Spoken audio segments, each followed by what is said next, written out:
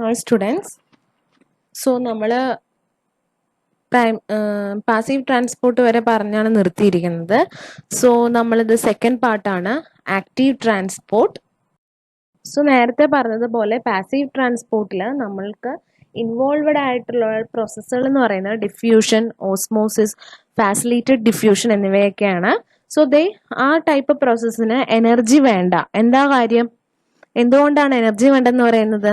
Because അത് concentration ഗ്രേഡിയന്റുമായിട്ട് along ചെയ്തു പോകുന്ന ഒരു പ്രോസസ്സാണ്. പക്ഷെ ഇനി നമ്മൾ പഠിക്കാൻ പോകുന്ന ആക്റ്റീവ് ട്രാൻസ്പോർട്ട് എന്താണ് നമുക്ക് നോക്കാം. അതിൽ എനർജിയുടെ ആവശ്യമുണ്ടോ എന്നൊക്കെ നോക്കാം. സോ ഹിയർ ആക്റ്റീവ് ട്രാൻസ്പോർട്ട് എന്ന് വെച്ചാൽ എന്താണ്? Movement of molecules across the membrane from low concentration to high concentration. അപ്പൊ അങ്ങനെ വരുമ്പോൾ തന്നെ എന്താ കേൾക്കാം? നമുക്ക് കേൾക്കുമ്പോൾ തന്നെ മനസ്സിലാവും the process will happens only against the concentration gradient. Concentration ഗ്രേഡിയന്റിന് അഗെയിൻസ്റ്റ് ആയിട്ടാണ് ഈ പ്രോസസ്സ് നടക്കുന്നതെന്ന് നമുക്ക് മനസ്സിലാക്കാം. ഒരു ലോ കോൺസെൻട്രേഷൻ ഏരിയയിൽ നിന്ന് ഹൈ കോൺസെൻട്രേഷൻ ഏരിയയിലോട്ട് മോളിക്യൂൾസിന്റെ ട്രാൻസ്ഫർ. ആൻഡ് അതുകൊണ്ട് തന്നെ ഈ ഒരു പ്രോസസ്സ് കോൺസെൻട്രേഷൻ ഗ്രേഡിയന്റിന്റെ അഗെയിൻസ്റ്റ് ആണെന്ന് പറയുമ്പോൾ തന്നെ എന്താ, അവിടെ energy must be provided. Energy must be provided and they exhibit saturation kinetics. The exhibition of saturation kinetics occurs there. So ഇത് ആക്റ്റീവ് ട്രാൻസ്പോർട്ടിന്റെ ഒരു പിക്ചർ ആണ്. ഇതിൽ നമുക്ക് പറയാം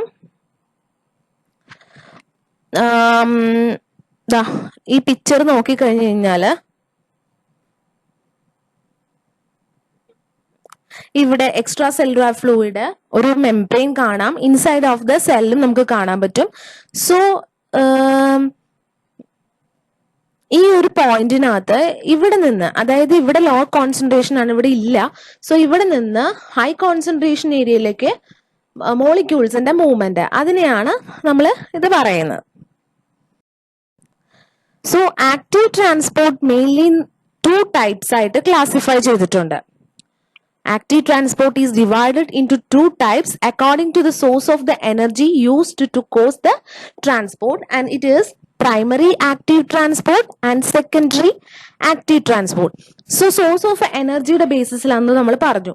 Primary active transport എന്ന് പറയുന്നത് that uses ATP അവിടെ യൂസ് ചെയ്യുന്നുണ്ട്. In the case of secondary active transport, they only uses electrochemical gradient. An example for active transport എന്ന് പറയുന്നത് human physiology is the uptake of glucose in the intestine. So നമുക്കിനി later primary active transportനെ പറ്റി detail ആയിട്ട് നമുക്ക് പഠിക്കാം. So primary active transport എന്ന് പറയുമ്പോൾ they uses the energy directly from the hydrolysis of ATP, adenosine triphosphate ഹെൽപ്പോട് കൂടി ആണ് ഇവിടെ എന്ത് സംഭവിക്കുന്നത്? എനർജിയുടെ യൂസ് റിക്വയർമെന്റ് നമ്മൾ യൂസ് ചെയ്യുന്നത്. So primary active transport also known as direct active transport and they uses metabolic energy to transport molecules across the membrane, which is ATP. So അതിനൊരു examples ആണ്, ഒരു 4 എക്സാമ്പിൾ ആണ്. Sodium potassium pump, calcium pump, hydrogen potassium pump and hydrogen proton pump. So these are the four important primary active transporting pumps. Okay, so ഇവിടെ എന്ന് വെച്ച് കഴിഞ്ഞാല് the substance നമ്മൾ transport ചെയ്യുന്ന സബ്സ്റ്റൻസ് എന്ന് പറയുന്നത് which include metals, ions which includes metal ions such as sodium, potassium, calcium, magnesium, etc. And these are charged particles. Okay, ഈ components എന്ന് പറയുന്നത് charged particles ആയിരിക്കും. And they require ion pumps or ion channels to cross membrane and distribute throughout the body. So first of all നമുക്ക് sodium potassium pump നോക്കാം. So sodium potassium pump which helps to maintain the cell potential. Cell പൊട്ടൻഷ്യലിനെ maintain ചെയ്യാൻ help ചെയ്യുന്ന ഒന്നാണ് sodium potassium pump എന്ന് പറയുന്നത്. And sodium പമ്പിനകത്ത് maintain എന്ന് പറയുന്നത് വെച്ച് കഴിഞ്ഞാല് ഇത് കണ്ടോ, ഇൻസൈഡിൽ നിന്ന് നമ്മള്, അതായത് ഇൻസൈഡ് ദ മെംബ്രെയിൻ നമ്മൾ 3 സോഡിയം അയോൺസിനെ പുറത്തോട്ട് വിടുമ്പോ, ഇവിടെ കൂടുതലുള്ള സാധനത്തിനെ പുറത്തോട്ട് വിടുമ്പോ അകത്ത് ആ പുറത്തുനിന്ന് നമ്മൾ 2 പൊട്ടാസ്യം അയോൺസിനെ അകത്തോട്ട് എടുക്കുകയാണ് ചെയ്യുന്നത്. So the sodium potassium pump maintains the membrane potential by moving 3 sodium to outside the membrane,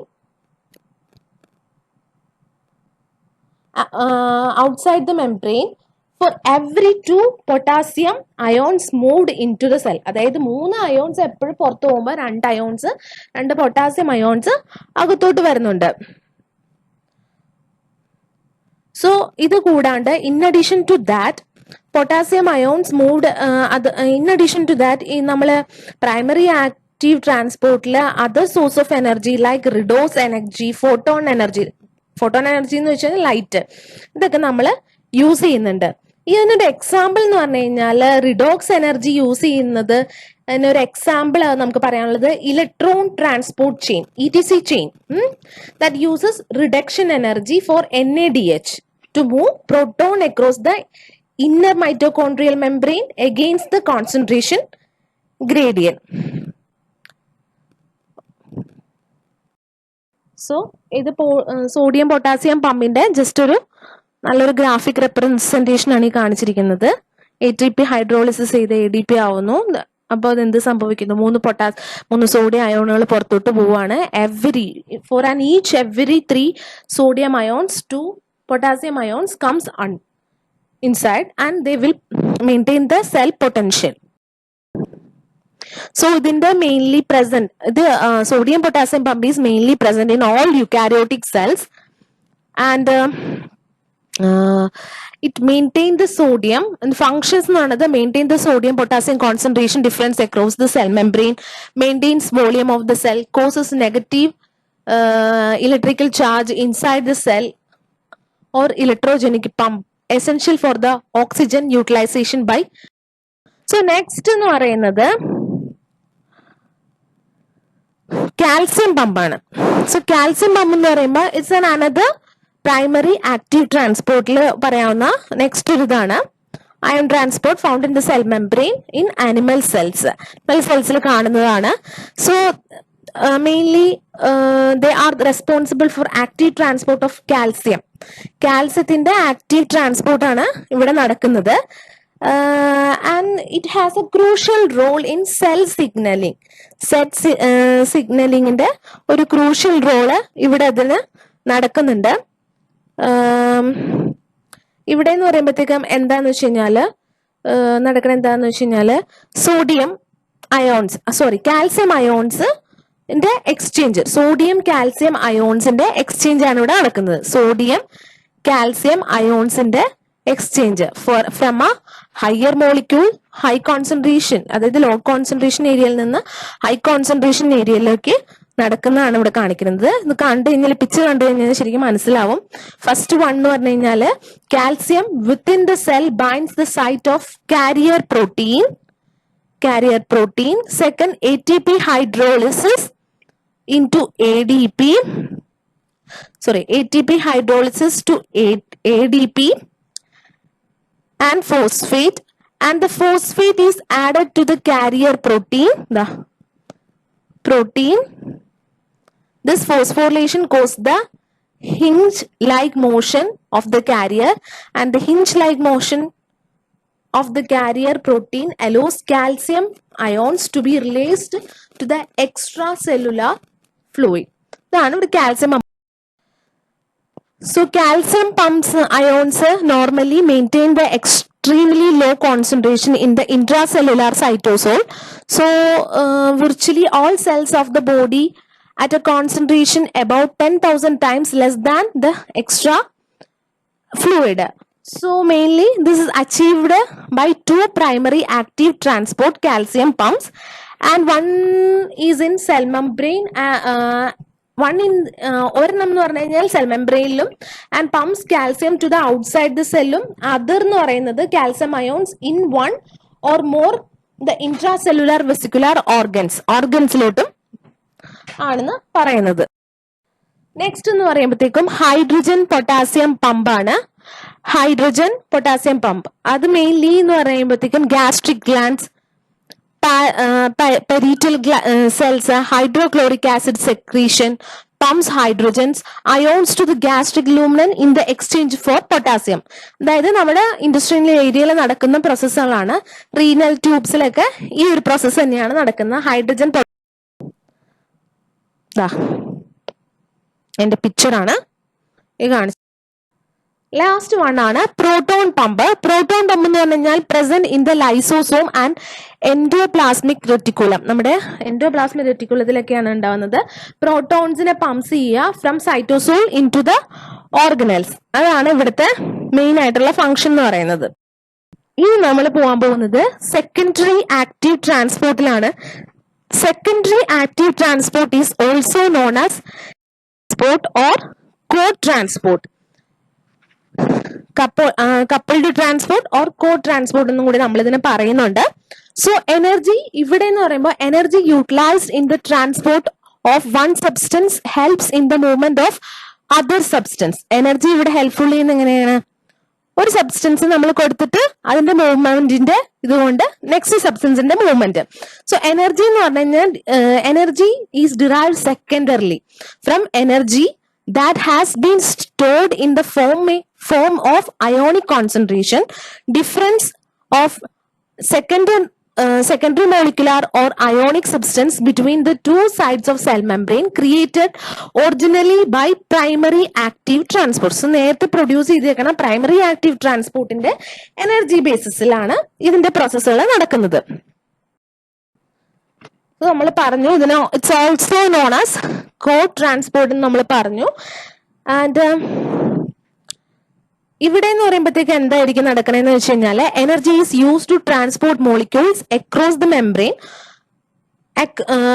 however in contrast to primary active transport there is no direct coupling of ATP. ATPയുടെ direct ആയിട്ടുള്ള ഒരു സംഭവങ്ങളും അവിടെ നടക്കുന്നില്ല. The transport of sodium via its concentration gradient is coupled to the transport of other substance in the same direction. അതാണ് symport എന്ന് പറഞ്ഞാൽ same direction. So carrier protein involve ആണ്. Example SGLT, sodium glucose co transport. ഇതാണ് ഒരു example. So co transport on the സിംബയോട്ടിന്റെ ഒരു picture ആണ് കൊടുത്തിരിക്കുന്നത്. സോഡിയം ഗ്ലൂക്കോസിന്റെ sodium co-transfer of secondary transport of sodium and glucose. So kando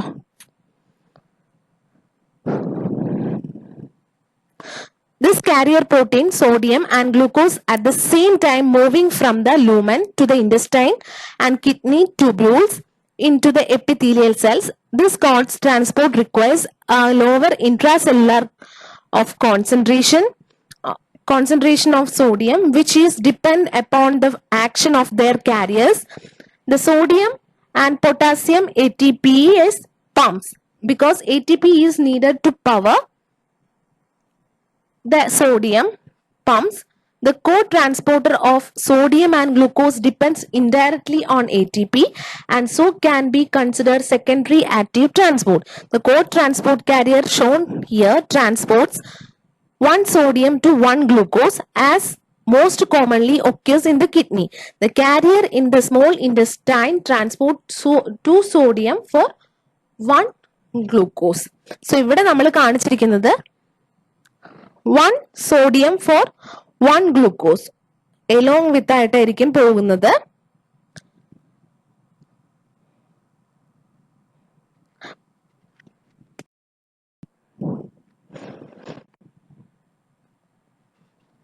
so ആ പ്രോസസ്സിന്റെ കുറച്ചും കൂടി ഡീറ്റെയിൽ ആയിട്ടുള്ള ഒരു പിക്ചറാണ് ഈ.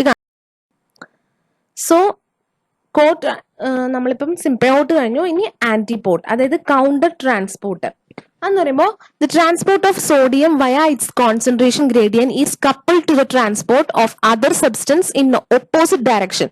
അവിടെ സെയിം ഡയറക്ഷനിലായിരുന്നു വന്നുകൊണ്ടിരുന്നത്. ബട്ട് ഇൻ ദ കേസ് ഇവിടെ ആന്റിപോട്ട് എന്ന് പറയുമ്പോൾ തന്നെ ഒരെണ്ണം പുറത്തോട്ട് പോകുമ്പോൾ ഒരെണ്ണം അകത്തോട്ട് വരുന്നു. അങ്ങനെ നേരത്തെ എങ്ങനെയായിരുന്നു, ഒരു സോഡിയത്തിന്റെ കൂടെ ഗ്ലൂക്കോസ് അലോങ് വിത്ത് സിംപോർട്ട് ഒരുമിച്ചായിരുന്നു വന്നുകൊണ്ടിരുന്നത്. സോ ഹിയർ എന്ന് പറയുമ്പോൾ sodium hydrogen counter transport in the proximal tubule of the kidneys, sodium calcium exchanger in the cardiac cells ഒക്കെയാണ് ഇതിനൊരു എക്സാമ്പിൾ. ഇത് കണ്ടോ, നേരത്തെ കണ്ട പിക്ചർ കണ്ടു കഴിഞ്ഞാൽ നമുക്ക് മനസ്സിലാക്കാം. അതൊന്ന് കമ്പയർ ചെയ്ത് കഴിഞ്ഞാൽ ഈ ഒരു പ്രോസസ്സ് മനസ്സിലാക്കാൻ പറ്റും. സോ ഹിയർ എന്ന് പറയുമ്പോഴത്തേക്കും സോഡിയം അകത്തോട്ട് വരുമ്പോൾ കാൽസ്യം പുറത്തോട്ട് പോകുന്നു. സോഡിയം അകത്തോട്ട് വരുമ്പോൾ ഹൈഡ്രജൻ പുറത്തോട്ട് പോവുക, പ്രോട്ടോൺസ് പുറത്തോട്ട് പോകുന്നു. ഓക്കെ, അപ്പൊ ഇത് ക്ലിയർ ആയി. ഇതിന്റെ അപ്ലൈഡ് ആസ്പെക്ട്സ് എന്ന് പറയുമ്പോഴത്തേക്കും cardiac glycosides like digitals and wabin management of heart failure, inhibits sodium potassium pump, accumulation of sodium inside the cell and prevention of potassium influence, intracellular accumulation of sodium, decreases the sodium gradient from the outside to inside. Pinna calcium efflux through sodium calcium exchanger, decreased sodium gradient decreases. Pinna activation of sodium potassium pump, thyroxine, insulin, aldosterone, സ്റ്റെറോൺ എന്നൊക്കെ പറയുന്ന ഹോർമോൺസുകൾ, പിന്നെ inhibition of sodium potassium pump like dopamine, digitalis, hypoxia. So next വരുന്നതാണ് bulk transport. So bulk ട്രാൻസ്പോർട്ടിൽ വരുന്നതാണ് endocytosis and exocytosis are both forms of bulk transport that move materials into out of cell respectively via vesicles use ചെയ്തിട്ട് transport ചെയ്യുന്നത്. എൻഡോസൈറ്റോസിന്റെ കേസിനകത്ത് cellular membrane folds around the desired materials outside the cell. Active transport process of taking of something through a cell membrane which uses energy like ATP, and is the case when a molecule causes the cell membrane to bulge inward forming a vesicle. Da kanda ഒരു bulk amount ആയിട്ട് അകത്തോട്ട് കടത്തുന്നതിന് vesicle, ആ membrane ഒരു vesicle form ചെയ്യാണ്, എന്നിട്ട് അതിനകത്തോട്ട് കടത്തുന്നു. Exocytosis എന്ന് പറഞ്ഞു കഴിഞ്ഞാൽ clearly opposite of the endocytosis and it is also an active process. Exocytosis എന്ന് പറയുമ്പോഴത്തേക്കും എന്ത് ചെയ്യും, മെറ്റീരിയൽസിനെ നമ്മൾ പുറത്തോട്ടാണ് എന്ത് ചെയ്യുന്നത്, പുറത്തോട്ടാണ് അതിനെ നമ്മൾ കളയുന്നത്. ഓക്കെ, സോ ഇവിടെ vesicle fuses to the plasma membrane and discharge its content to the outside and this allows to secrete molecules in a secrete and help ചെയ്യുന്നുണ്ട്. and the incorporation of materials from outside the cell by the formation of vesicles in the plasma membrane, and vesicles surrounded by materials so the cell can engulf it, and the fusion of vesicles to the plasma membrane adds membrane to the കണ്ടോ, നേരത്തെ അകത്തോട്ടായിരുന്നെങ്കിൽ ഇവിടെ നിന്ന് നമ്മൾ vesicle form ചെയ്യുന്നു, എന്നിട്ട് അതിനെ എന്ത് ചെയ്യും, transport the vesicle and outside, ഇവിടെ നമ്മൾ പുറത്തോട്ട് സാധനങ്ങൾ. അതിന്റെ കുറച്ചും കൂടെ ഡീറ്റെയിൽ ആയിട്ട്. And this both endocytosis and exocytosis. Okay, the food particles taken by endocytosis എടുക്കുന്നു, fusion forms of secondary lysosomes vesicles form ചെയ്യാണ്, എന്നിട്ട് ഇവിടെ എന്ത് ചെയ്യുന്നു, പ്രൊഡക്ട്സ് ഓഫ് ഡൈജഷൻ, എന്നിട്ട് എക്സോസൈറ്റോസിസ് വഴി വേസ്റ്റിനെ പുറത്തോട്ട് വിടുന്നു. ഇനി ഇതിനകത്തെന്ന് വെച്ച് കഴിഞ്ഞാൽ ഫാഗോസൈറ്റോസിസ് എന്ന് പറയുന്ന ഒരു ടേമും കൂടി വരുന്നുണ്ട്. So what is phagocytosis? So based upon the biologist they distinguish two type of endocytosis which is pinocytosis and phagocytosis. So phagocytosis എന്ന് പറയുമ്പോഴത്തേക്ക് എന്താ, cells engulf solid particles. So കണ്ടോ, ഫാഗോസൈറ്റോസിസ് തന്നെയാണ്, സോളിഡ് പാർട്ടിക്കിളിനെ എൻഗൾഫ് ചെയ്യുന്നു. ഇവിടെ എൻഡോസൈറ്റിസ് പ്രോസസ്സ് നടക്കാണ്, എന്നിട്ട് പിന്നെ ഇതേപോലെ എല്ലാ ന്യൂട്രിയൻസും എടുത്തിട്ട് ഇതിന്റെ വേസ്റ്റിനെ പുറത്തോട്ട് വിടാം. Okay, a vacuole is formed from that contains the material that has been engulfed, known as cell eating. Phagocytosis is cellular process. നമുക്കറിയാലോ, ഫുഡ് വാക്യൂൾസ് അത് നമ്മൾ എൻഗൾഫ് ചെയ്യുന്നു, എന്നിട്ട് ഫാഗോസോംസും എൻസൈംസ് ഒക്കെ യൂസ് ചെയ്തിട്ട് അതിന് ആവശ്യമുള്ള സാധനങ്ങളൊക്കെ എടുത്തിട്ട് അതിന്റെ വേസ്റ്റ് മെറ്റീരിയലിനെ like bacteria, dead tissue cells, small mineral particles, അതൊക്കെ ഒരു എക്സാമ്പിൾ ആണ്. പിന്നെ phagocytosis is a specific form of endocytosis involving the vesicular internalization of solid particles such as so ഇത് ബാക്ടീരിയയുടെ ആണ് കാണിച്ചിരിക്കുന്നത്.